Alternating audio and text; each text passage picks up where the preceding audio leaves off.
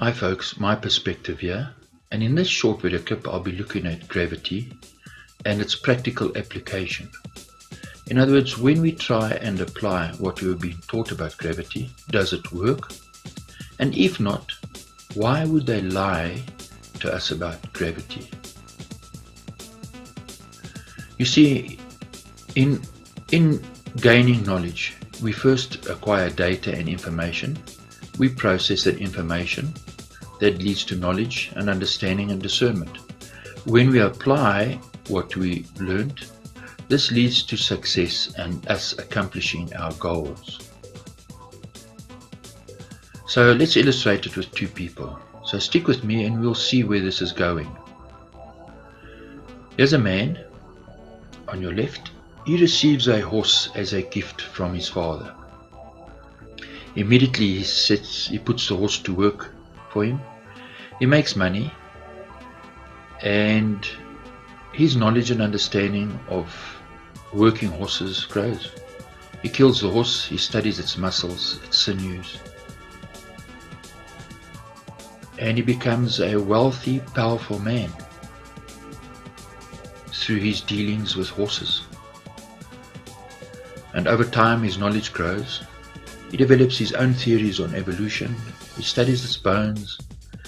He mounts the bones in his office. But in all this time, he has no love for horses. You see, horses for him is just a means to an end. It's about money and power for him.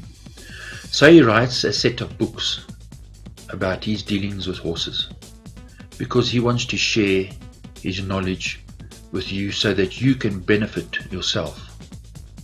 On the other hand, this young lady, she receives a horse from her father as a gift. Immediately she rides the horse, cares for it, looks after the horse.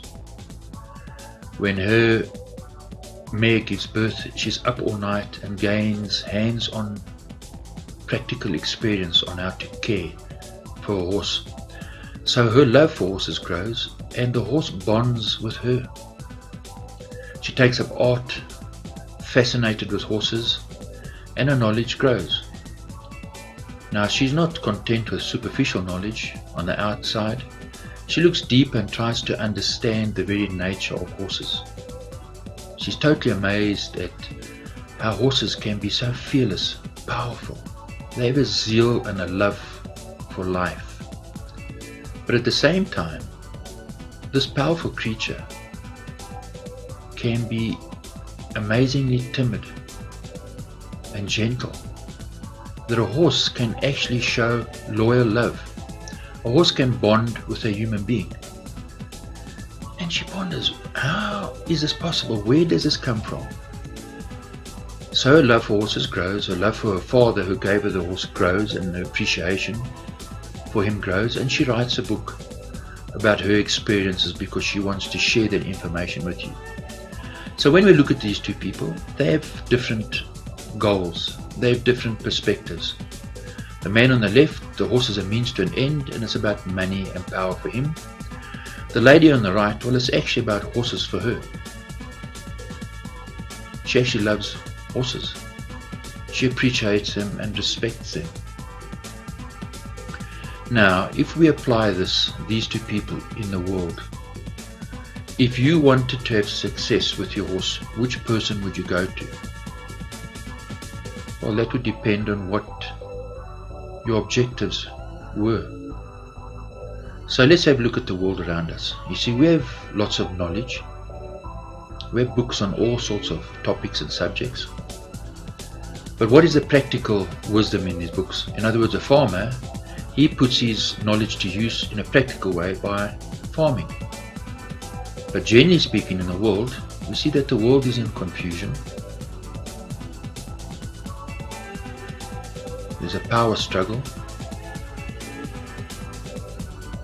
Humanity is not benefiting in practical ways from the knowledge that we've gained. So something's wrong. We should benefit. We should have success. But we're not. Our horse is dead. The world's getting polluted. We are not having success. The majority of human beings are not having success. There's no love for humanity, for the creation, for the things around us. Yet we have books and books and books. Why are we not benefiting from the knowledge? You see, a byproduct of knowledge is peace. And we're not having peace. There's no peace between humans or the creation. So now here's the crux of the matter. If you go and you read the man's books, and as you read and you try and apply the information, you realize something is wrong. So, when you try to apply what this man wrote, when you applied the data and information that he'd written, you quickly realized that you were being misled. And it became apparent to you that this man wasn't going to share the truth with you. Because if you knew what he knew, then he wouldn't have the upper hand. He wouldn't be number one. You see, the truth that he'd gained, the knowledge that he'd gained, was not for public consumption. The truth was for him and the people who belonged to the club that he was in. Because for him it's about power, financial success and power. It's not about horses. See, this man doesn't care about horses. He cares about money and power. Now, when we look at Isaac Newton, see, we are told that this man wanted to share his knowledge with the world. But when we analyze what he's teaching us, we realize that things don't add up from the get-go. See, we're told that Isaac Newton was sitting under an apple tree and an apple fell in his head, and then he discovered gravity. But yet, all the people before him somehow never noticed that heavy things fall down, and they were able to build massive buildings. Then you realize that Isaac Newton belonged to a special club and was heavily involved in mysticism, alchemy. Another word for this is sorcery. He was a wizard. So, would a wizard share his secrets with you? Why would Isaac Newton, who belonged to a powerful club of rich and wealthy people, world rulers, from Socrates, Copernicus, Galileo, Socrates who tutored Alexander the Great, his 4 generals, Ptolemy, Lysimachus, Cassander, powerful, rich men, they all belong to this club, and so do the majority of the world rulers. Then we understand that half-truths and disinformation leads to limited knowledge. Little understanding, no discernment, leads us to rely on others, and us failing leads to servitude and slavery.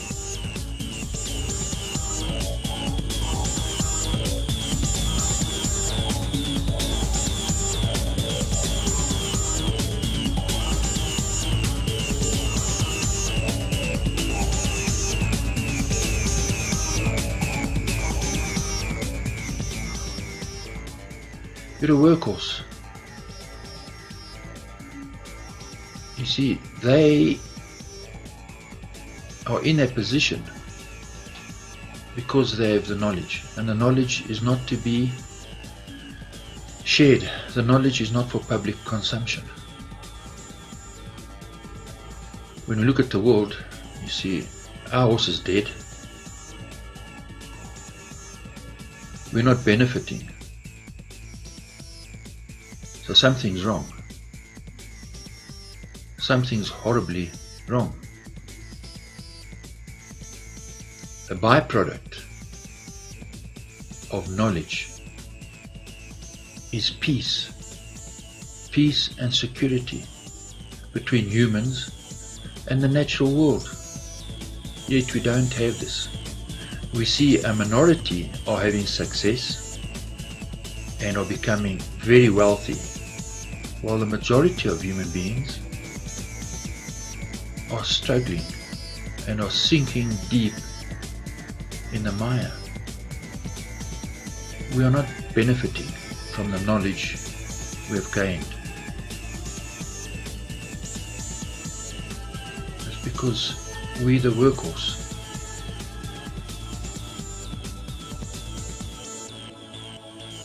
You see, the knowledge and all these books are not benefiting us because these books do not reveal the truth to us. So we put our trust in men who didn't deserve that trust. We didn't check to see that the information that was given us was accurate. Could it simply be as simple as this, that you are born with a conscience, that the Creator created us with a conscience? This conscience helps you to discern what is right and what is wrong. This is not the same as what is good and what is bad. Your conscience will help you to understand what is right and wrong. So this conscience is being supplanted with fake science, so that we would be left dazed and confused, unable to discern what is right and what is wrong.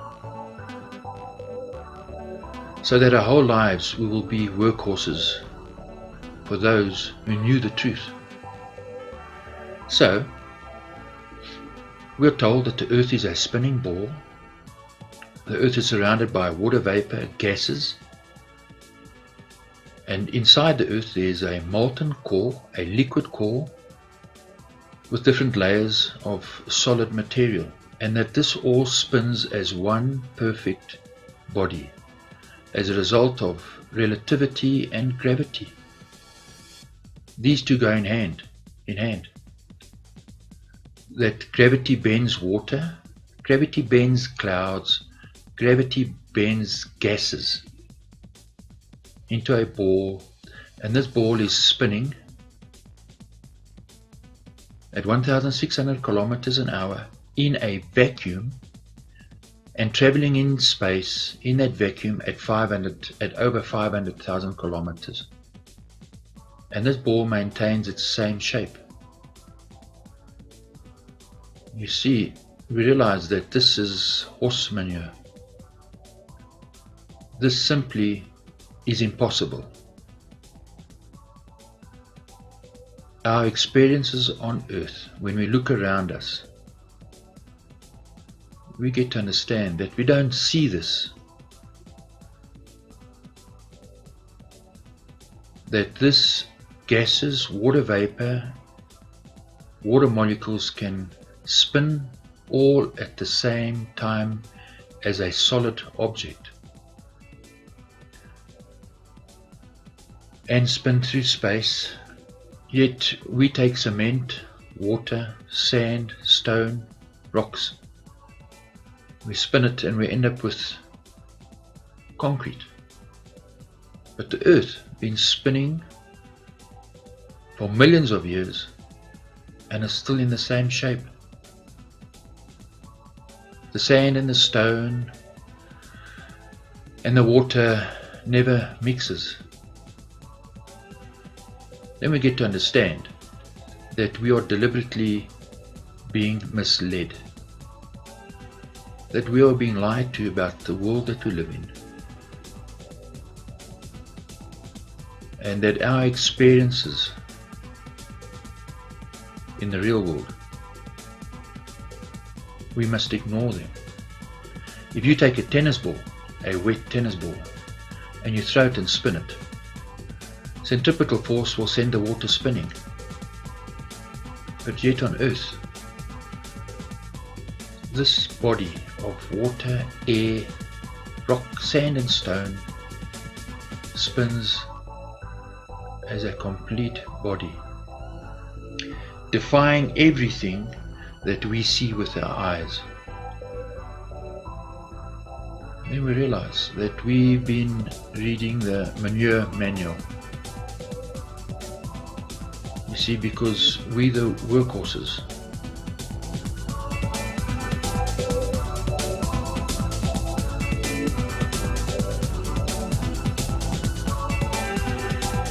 The truth is not for us. So these powerful men, including all the world rulers, the powerful bankers, powerful politicians, all belong to this club. And we don't belong to the club. That is why we are not being told the truth. It's as simple as that. We are not having success, because if we have success, then they won't be rich and powerful. You see, we know that the earth isn't spinning, because an aeroplane flying east and west both fly at the same speed, travel the same distance, use the same amount of fuel, generally speaking. But if the earth was spinning, a plane flying easterly would have to fly further and faster to land at the same time.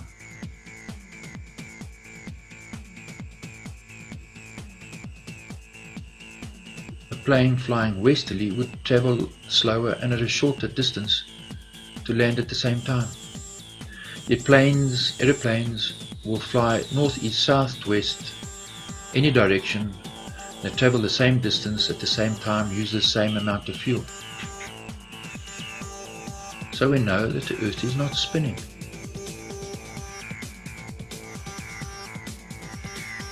Now you'll say, well, the earth and the air and the airplane is flying together. Gravity keeps them all at the same speed, and it's called relativity, where everything moves as one solid unit. So if a bee flies in a car, does the bee move with the car? Is this true? So we're going to analyze this. You see, if you're traveling in a car and you throw a ball up in the car, well, you'll catch the ball because the ball is traveling at the same speed as you. But now, there's a difference. This bee, if it's sitting in the car, the motion of the car will be transferred to the bee. But if the bee is flying, does the bee now move with the car? So the bee has momentum.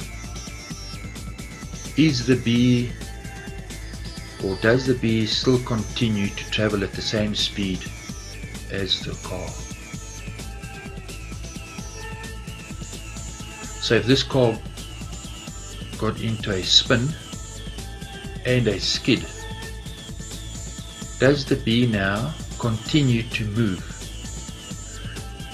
Is the bee's motion relative to the car? Does the bee continue to maintain the same motion as the car automatically? So what do you think? Is the bee's motion relative to the car? You see, if the driver of the car isn't wearing his seatbelt, he'll get flung out the car.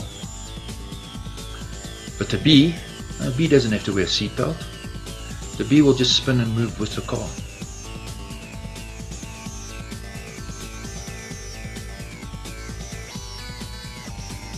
Do you see the con?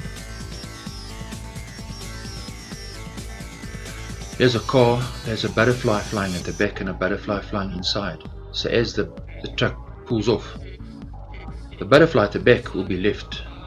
But because the butterfly is in the car, it will automatically now just move with the car. Well, that's insane. When the car stops, the butterfly doesn't stop. When the car reverses, the butterfly won't reverse and just travel automatically in unison with the car. because its motion is not relative to the car. The butterfly's motion is independent, separate from the car. You see, if this bee is sitting in the car, then its motion will be transferred from the car to the bee. They'll travel at the same speed. But if the bee flies and is flying inside the car, and the car hits a swerve, a cat runs in front of the car and the car starts swerving, the bee cannot maintain its orientation, the same orientation as the car, same speed and direction as the car. See, this is fantasy. This is not real. See, the man has to wear a seatbelt for him to travel with a car. So, let's look at a hot air balloon. We're standing outside and the hot air balloon rises. So the hot air balloon is floating. Its motion is independent from the earth. So is the clouds. The wind is blowing the clouds. The clouds aren't traveling with the earth. So they want you to believe now that the hot air balloon will float around, but at the same time maintain its spin with the earth.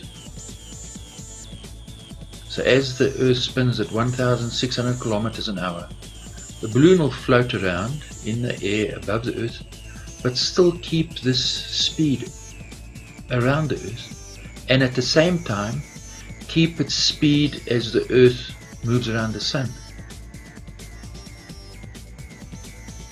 See, it's gravity and relativity in action.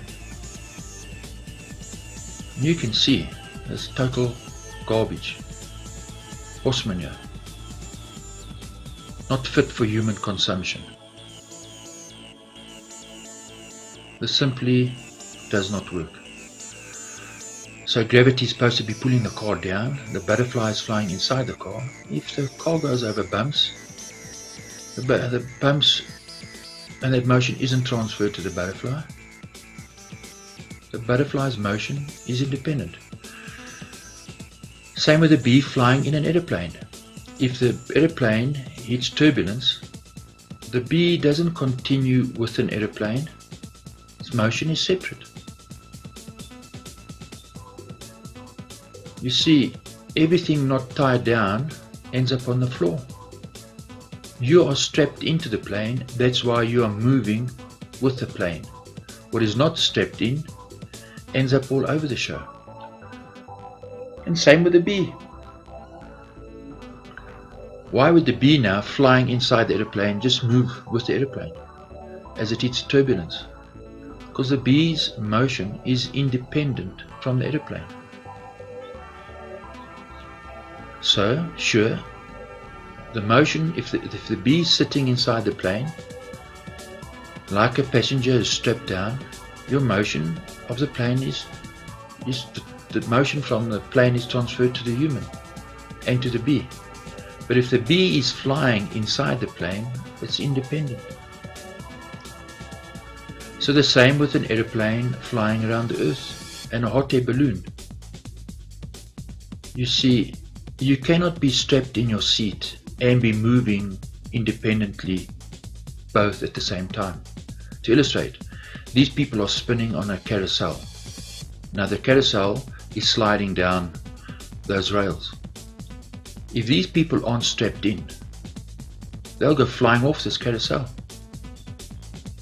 So if gravity is the strap, they cannot be strapped to the carousel and still walk about freely at the same time. It's either one or the other. So we see when we analyze what we've been taught, that we've been lied to, we've been misled, that we've been fed horse manure, because we are the workhorses. Our job is to work and maintain the system. So here we have Michelson from the Michelson-Merle experiment. You see, he's a Freemason. He's the sorcerer. He's the magician. That's why he's got his hand hidden under his coat. To his left is Albert Einstein. Michelson got the Nobel Peace Prize for deceiving humanity.